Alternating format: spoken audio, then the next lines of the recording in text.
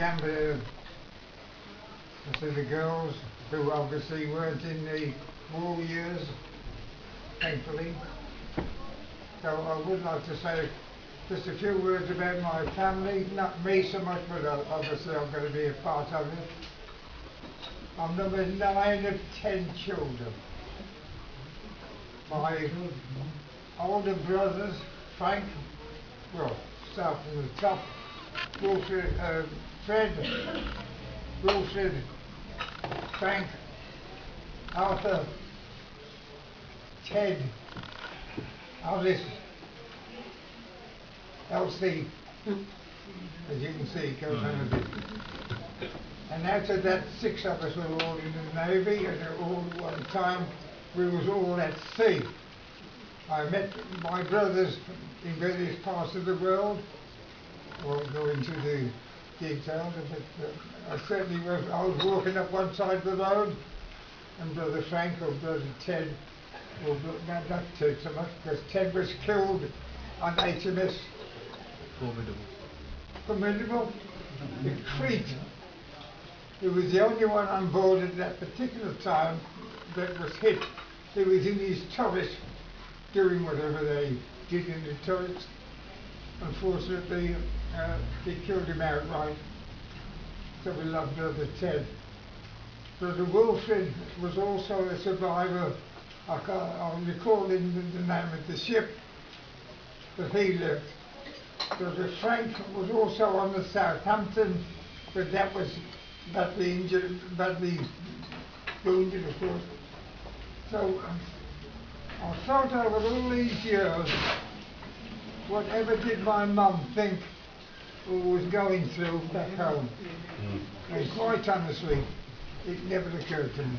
And as indeed most of us, we were worrying about our situation where we were at the particular time. I was only on the Gambia for 2 years, from the start to the finish of the first commission. It was the first ship I had encountered with. I was completely lost, as indeed most of them were, because at the time the crew was made up of about 95% amateurs. We weren't amateurs. Even the officers were amateurs. I remember on many occasions, especially at the time when we were waiting for the Japanese, the Germans to invade us, and it was a real fear. You know, that about it, we knew, well, we thought we knew, and we were told it. So one or two of us, me included, at some point said to whoever he was an officer, but like I say, he was as experienced as I was, this is nothing, what do we do? And all he said was, when they'll be coming down in thousands, shoot them. And just carry on and get the next one and shoot them. And bearing in mind, we'd just come out of the city street, complete idiots. We didn't know what was happening, but we were told, not so much told, because we all knew they don't know as much as we were. So, you know, just what do you do? And indeed the answer was, shoot them. That's all. Anyway, that's it's all a part of the situation that we found ourselves in. And it was never ever the situation that masses of servicemen, as indeed we were supposed to be servicemen. Well, I think that many times so, yeah, the point was, we knew nothing, but the threat was real. No doubt about the Germans were 5 times better fighters than we were. They got better everything. Always a point of interest. Anybody at Chatham Barracks at that time? Do you remember? Oh, that's right. Not that Well, time. not so much at Long after. You might be with your dad. We go to a part of the barracks, and I'm trying to recall the name now. But whatever it was telling us how to fire the gun. How to fire the gun. as a rifle, I had a baby, so I looked the part. Bloody useless. We all were. We didn't know what the hell we were supposed to be doing, other than shoot them. I was quite prepared to be in particular, but we all were. I was telling myself, well, if I'm going to go, I'm going to take somebody with me. All the life, if you're going to go, take somebody with you. If it's not here, back to yours. That's fine. We were, I can feel it now, I can see it. After all these years, it's happening yesterday. But I do find it difficult at times just to accept the fact that that's what we were walking into. We knew nothing except the fact that we were told time and time again, shoot the Germans.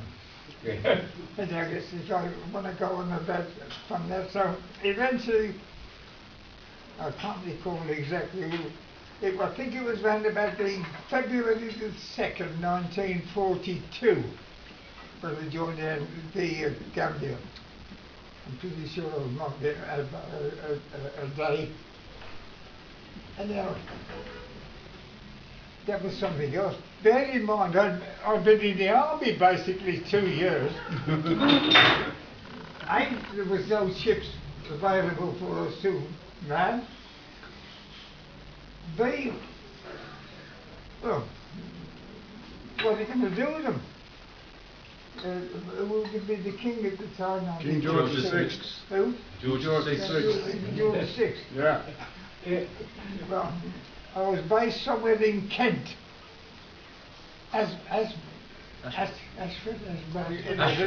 Somewhere in Kent, that's where the Germans would have come in, had the started to invade. And he was inspecting the troops. I didn't worry too much about him, he was bloody useless. What's he doing here? I mean, he's looking up and down the lines, and must have been a few hundred of us. We all didn't exactly laugh at the bugs. Obviously, he wouldn't be in a position to do so.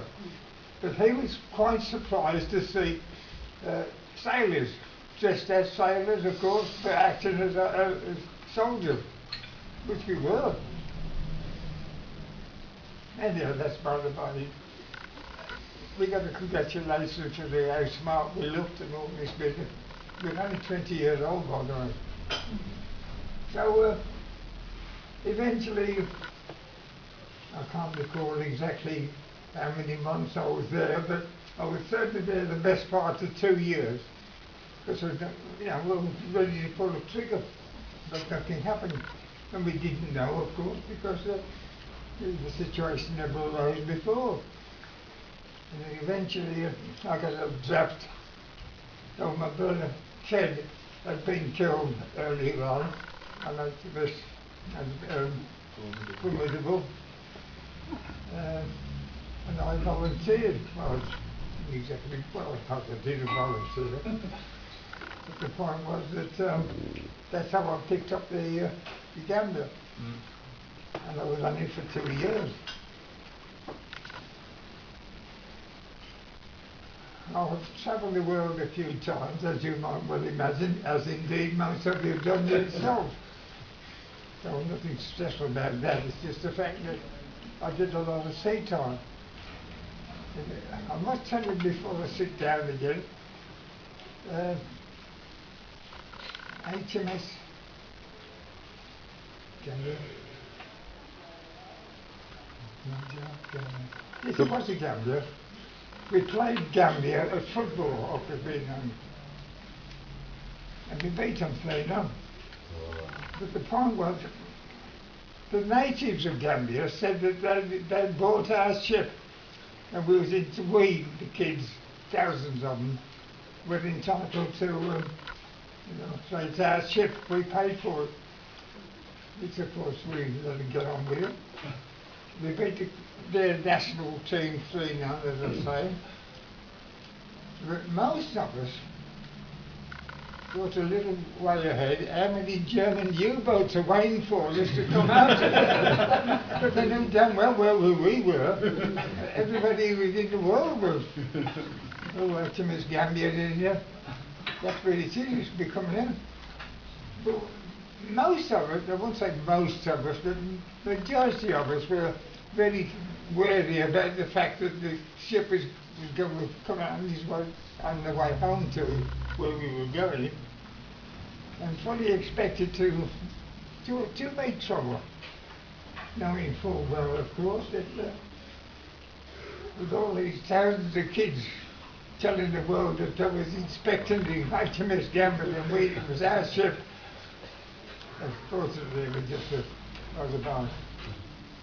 People have said over these recent, not so much recent years, but over the last 40 years, then, well, why don't you sit down, Eric, and tell us a story? Because I could do it, but I had the right person to do it. I said, I might do, like everything else, is put on one side, it was never done.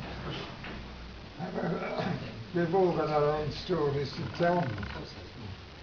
Some is unbelievable. Most of it is the truth. It's always a bit of embellishment along the line somewhere. Just a little reminder, if I might add to, or any of us, if you're in a position to do so, jot down a few things what's happened. I've got some bits and pieces here somewhere.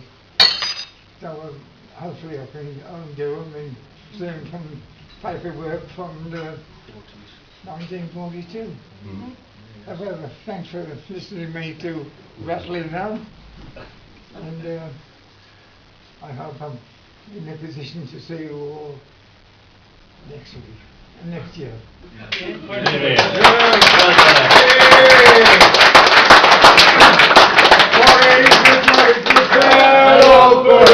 Jolly good